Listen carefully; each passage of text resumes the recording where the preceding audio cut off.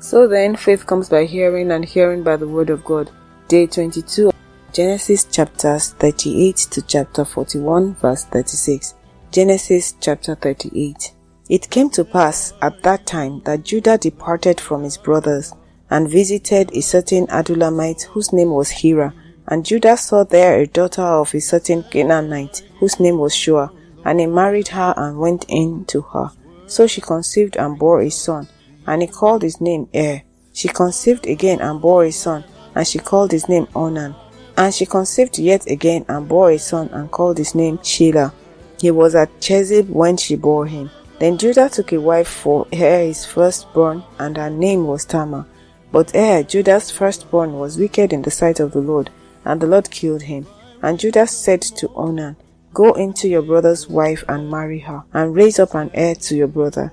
But Onan knew that the heir would not be his, and it came to pass, when he went into his brother's wife, that he emitted on the ground, lest he should give an heir to his brother. And the thing which he did displeased the Lord, therefore he killed him also. Then Judah said to Tamar his daughter-in-law, Remain a widow in your father's house, till my son Shelah has grown. For he said, Lest he also die like his brothers. And Tamar went and dwelt in her father's house. Now in the process of time, the daughter of Shua, Judah's wife, died, and Judah was comforted, and went up to his sheep shearers at Timnah, he and his friend Hira the Adullamite. And it was told Tamar, saying, Look, your father-in-law is going up to Timnah to shear his sheep. So she took off her widow's garments, covered herself with a veil, and wrapped herself, and sat in an open place which was on the way to Timnah. For she saw that Shelah was grown, and she was not given to him as a wife. When Judah saw her, he thought she was a harlot, because she had covered her face. Then he turned to her by the way, and said, Please let me come in to you. For he did not know that she was his daughter-in-law. So she said, What will you give me, that you may come in to me? And he said, I will send a young goat from the flock. So she said, Will you give me a pledge till you send it? Then he said, What pledge shall I give you? So she said, Your signet and cord, and your staff that is in your hand. Then he gave them to her, and went in to her, and she conceived by him. So she arose and went away, and laid aside her veil, and put on the garments of her widowhood. And Judah sent the young goat by the hand of his friend the Adullamite to receive his pledge from the woman's hand, but he did not find her. Then he asked the men of that place, saying, Where is the harlot who was openly by the roadside? And they said, There was no harlot in this place. So he returned to Judah and said, I cannot find her. Also the men of the place said there was no harlot in this place. Then Judah said, Let her take them for herself, lest we be shamed. For I sent this young goat, and you have not found her. And it came to pass, about 3 months after, that Judah was told, saying, Tamar, your daughter-in-law, has played the harlot. Furthermore, she is with child by harlotry. So Judah said, Bring her out, and let her be burned. When she was brought out, she sent to her father-in-law, saying, By the man to whom this belong, I am with child.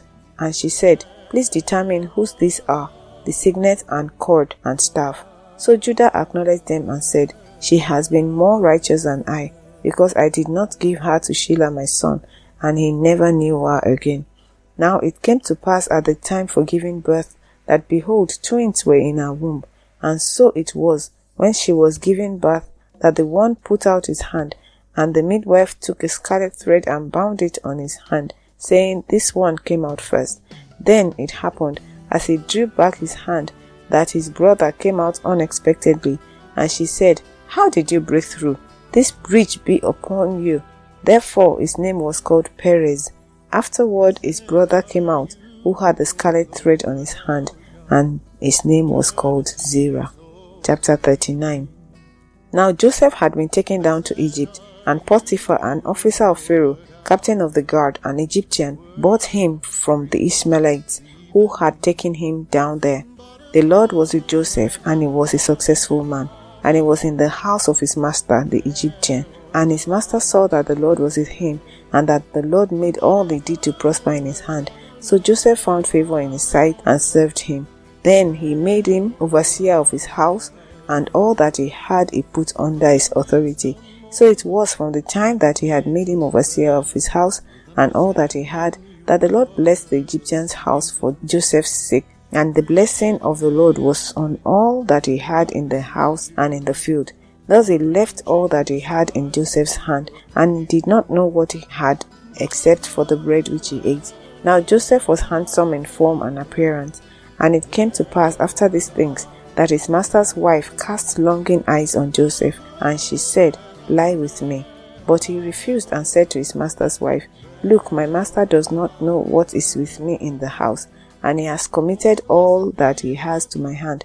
There is no one greater in this house than I, nor has he kept back anything from me but you, because you are his wife. How then can I do this great wickedness and sin against God? So it was, as she spoke to Joseph day by day, that he did not heed her to lie with her or to be with her. But it happened about this time, when Joseph went into the house to do his work, and none of the men of the house was inside, that she caught him by his garment, saying, Lie with me. But he left his garment in her hand, and fled and ran outside. And so it was, when she saw that he had left his garment in her hand and fled outside, that she called to the men of her house and spoke to them, saying, See, he has brought in to us a Hebrew to mock us. He came in to me to lie with me, and I cried out with a loud voice. And it happened, when he heard that, I lifted my voice and cried out, that he left his garment with me and fled and went outside. So she kept his garment with her until his master came home. Then she spoke to him with words like this, saying, The Hebrew servant whom you brought to us came in to me to mock me. So it happened, as I lifted my voice and cried out, that he left his garment with me and fled outside. So it was, when his master heard the words which his wife spoke to him, saying, Your servant did to me after this manner, that his anger was aroused. Then Joseph's master took him and put him into the prison, a place where the king's prisoners were confined, and he was there in the prison. But the Lord was with Joseph and showed him mercy, and he gave him favor in the sight of the keeper of the prison. And the keeper of the prison committed to Joseph's hand all the prisoners who were in the prison. Whatever they did there, it was his doing. The keeper of the prison did not look into anything that was under Joseph's authority, because the Lord was with him, and whatever he did, the Lord made it prosper. Chapter 40.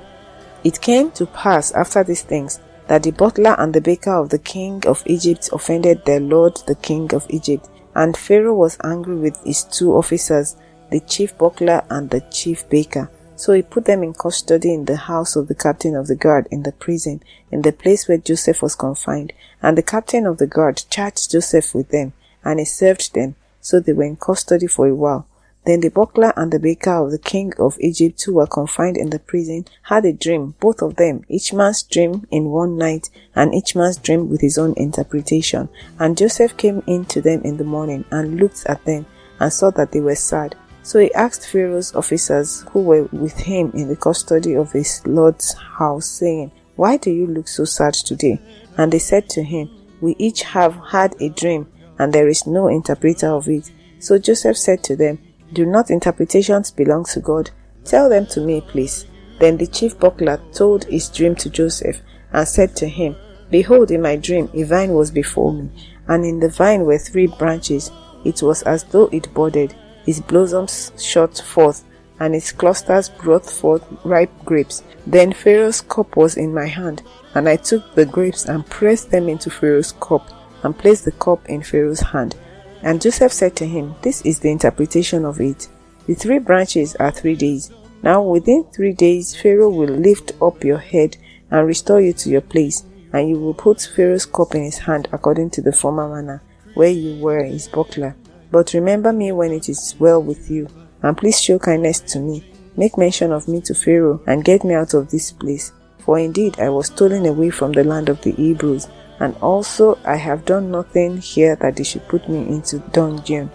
When the chief baker saw that the interpretation was good, he said to Joseph, I also was in my dream, and there were 3 white baskets on my head. In the uppermost baskets were all kinds of baked goods for Pharaoh, and the birds ate them out of the basket on my head. So Joseph answered and said, This is the interpretation of it. 3 baskets are 3 days. Within 3 days Pharaoh will lift off your head from you and hang you on a tree, and the birds will eat your flesh from you. Now it came to pass on the 3rd day, which was Pharaoh's birthday, that he made a feast for all his servants, and he lifted up the head of the chief buckler and of the chief baker among his servants. Then he restored the chief buckler to his bucklership again, and he placed the cup in Pharaoh's hand, but he hanged the chief baker, as Joseph had interpreted to them. Yet the chief buckler did not remember Joseph, but forgot him. Genesis chapter 41. Then it came to pass, at the end of 2 full years, that Pharaoh had a dream, and behold, he stood by the river. Suddenly there came up out of the river 7 cows, fine looking and fat, and they fed in the meadow.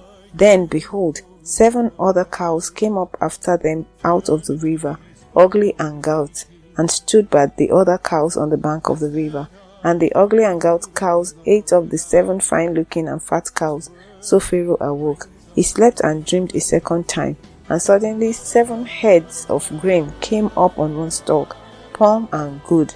Then behold, 7 thin heads, bleated by the east wind, sprang up after them, and the 7 thin heads devoured the 7 plump and full heads. So Pharaoh awoke, and indeed it was a dream.